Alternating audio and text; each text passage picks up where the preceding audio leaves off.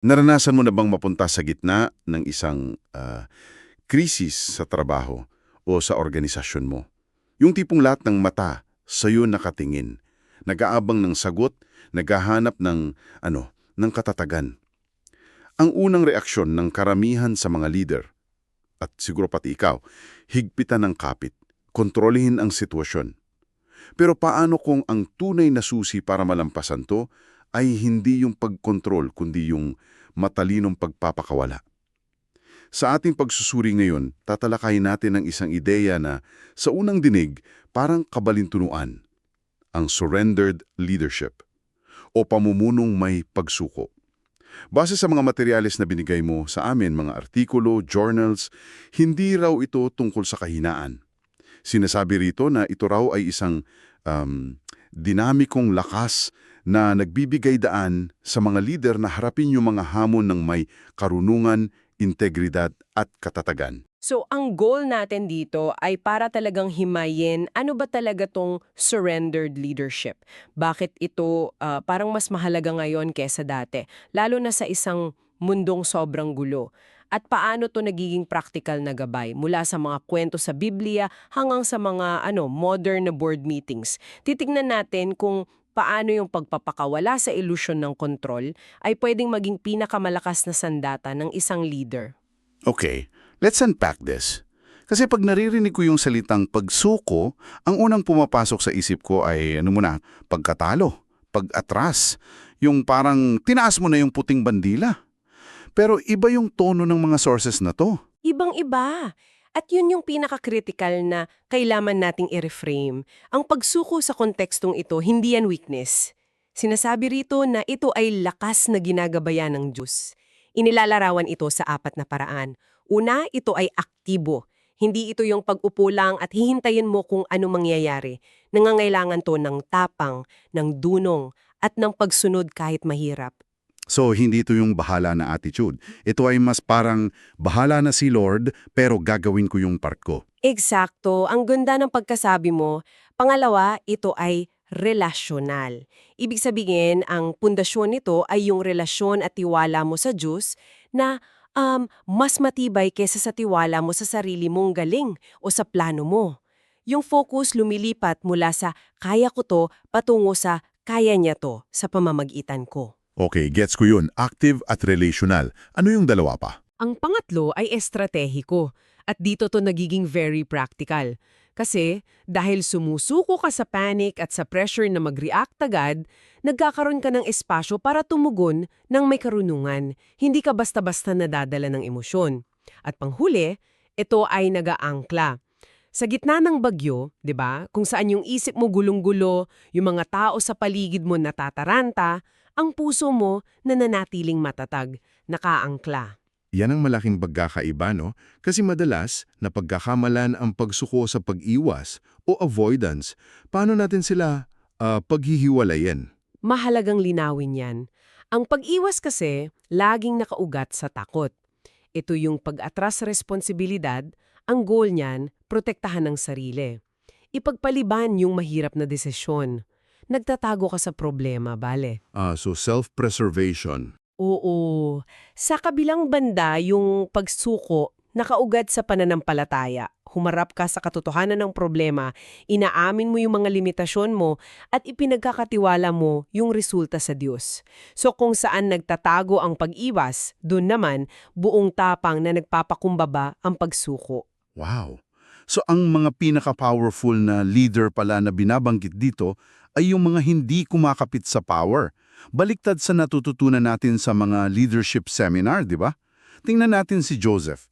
Mula sa pagiging paboritong anak, biglang ibenta bilang alipin, tapos nakulong. Parang anti-leadership journey. Total opposite ng 7 steps to success, di ba? Ang kwento ni Joseph, isa yang masterclass sa surrendered leadership.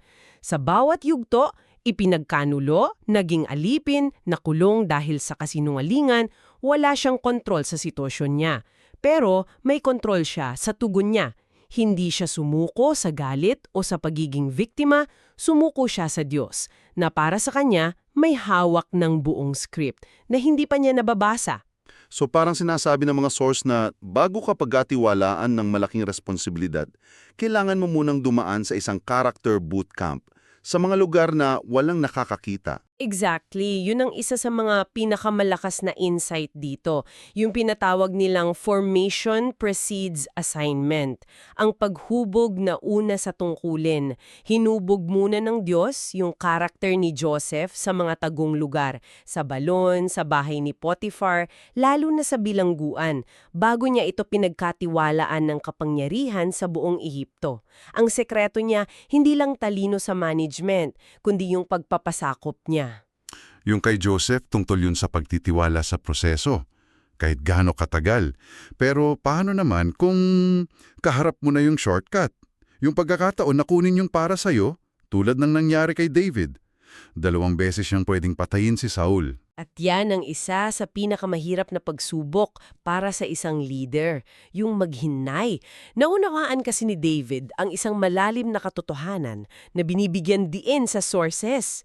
Ang mga pangako ng Diyos nangangailangan ng tamang panahon ng Diyos, hindi na mga shortcut ng tao.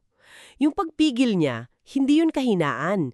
Actually, yun ay isang napakatinding katapangan at pagtitiwala. Ibig sabihin, alam niya na kung siya mismo ang gagawa ng paraan, baka yung pundasyon ng pamumuno niya magiging ambisyon lang, hindi appointment ng Diyos. Eksakto.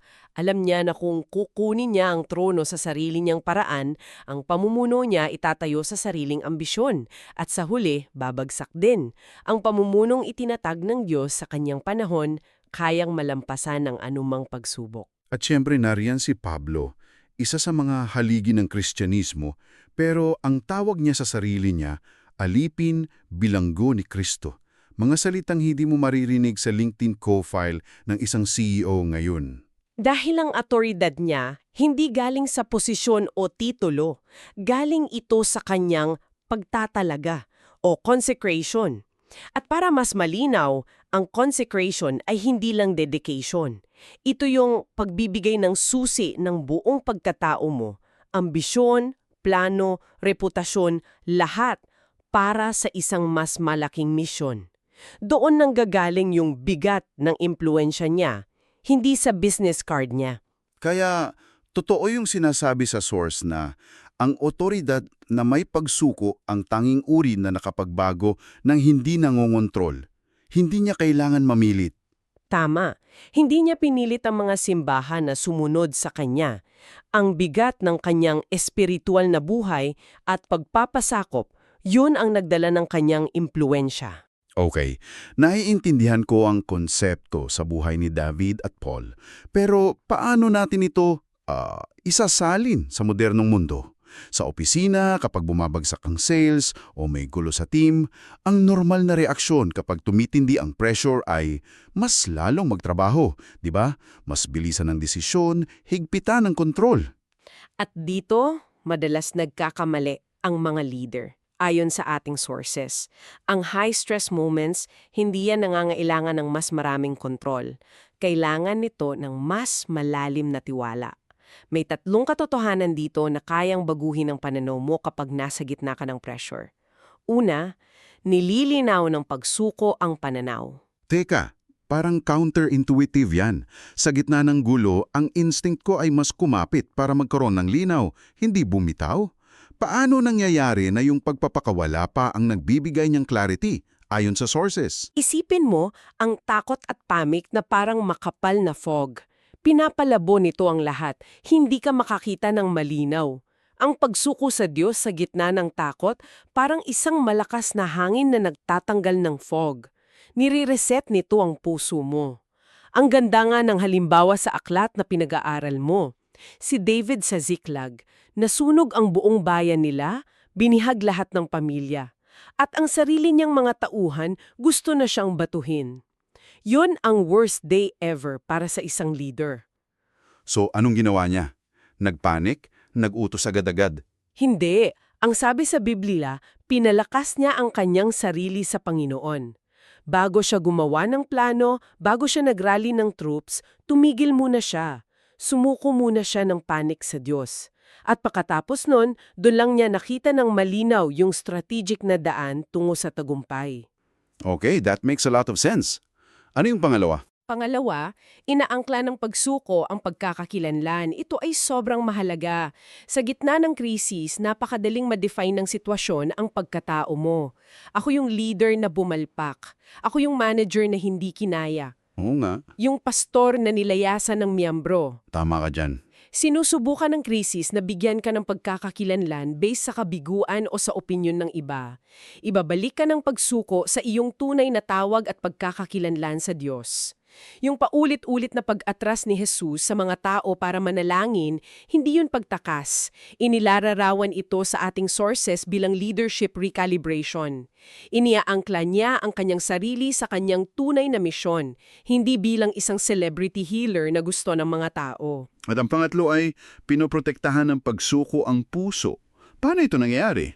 Parang ang puso ang unang tinatamaan kapag may stress. Kapag hindi tayo nag-iingat, binabago ng stress ang ating mga motibo. Yung dating pagnanais na maglingkod, pwedeng maging pagnanais na lang na makasurvive.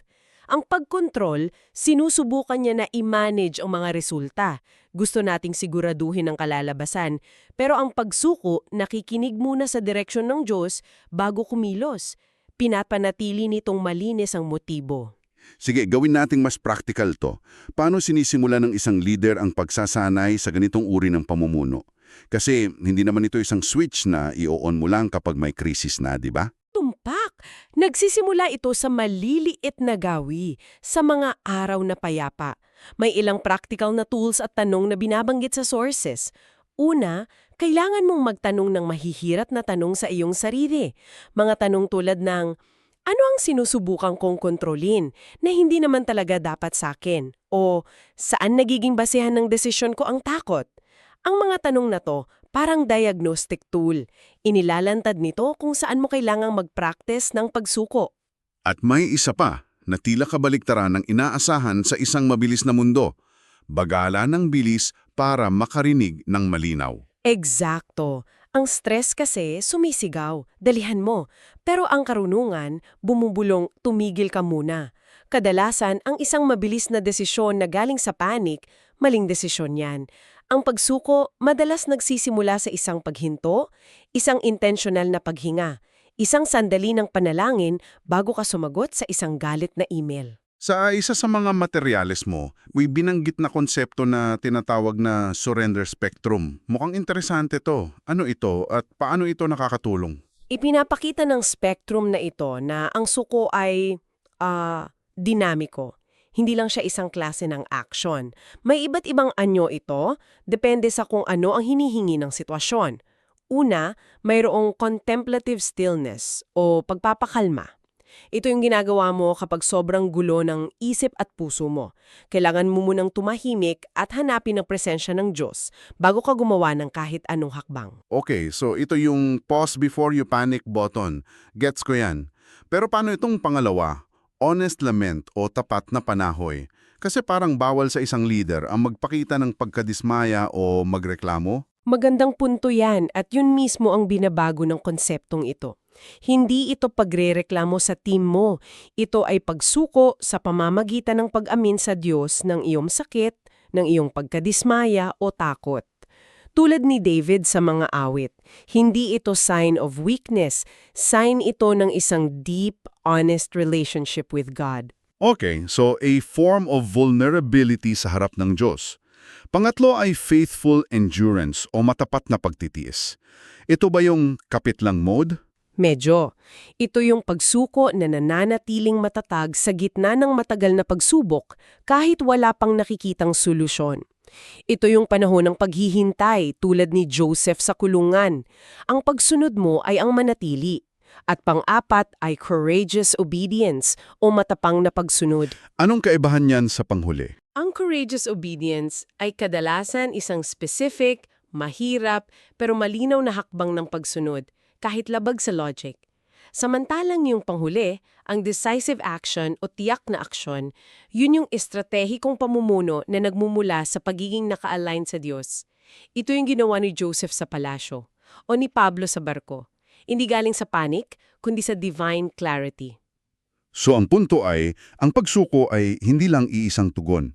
Ito ay pakikinig sa kung anong uri ng katapatan at aksyon ang hinihingi ng bawat sandali. Hindi ito formula. Eksakto, hindi ito formula kundi isang relasyon ng pakikinig at pagtugon.